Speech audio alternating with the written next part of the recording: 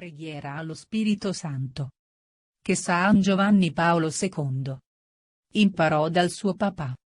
Nel nome del Padre, del Figlio e dello Spirito Santo. Amen. O Dio, vieni a salvarmi. Signore, vieni presto in mio aiuto. Gloria al Padre, al Figlio ed allo Spirito Santo, come era nel principio, ora e sempre, nei secoli dei secoli. Amen. Atto di dolore. Mio Dio, mi pento e mi dolgo con tutto il cuore dei miei peccati, perché peccando ho meritato i tuoi castighi, e molto più, perché ho offeso te, infinitamente buono e degno di essere amato sopra ogni cosa. Propongo col tuo santo aiuto di non offenderti mai più e di fuggire alle occasioni prossime del peccato.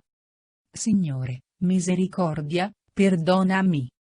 Gloria al Padre e al Figlio e allo Spirito Santo, come era in principio, ora e sempre, nei secoli dei secoli. Amen.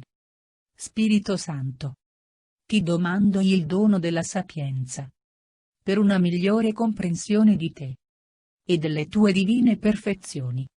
Ti domando il dono dell'intelletto, per una migliore comprensione dello spirito, dei misteri della santa fede.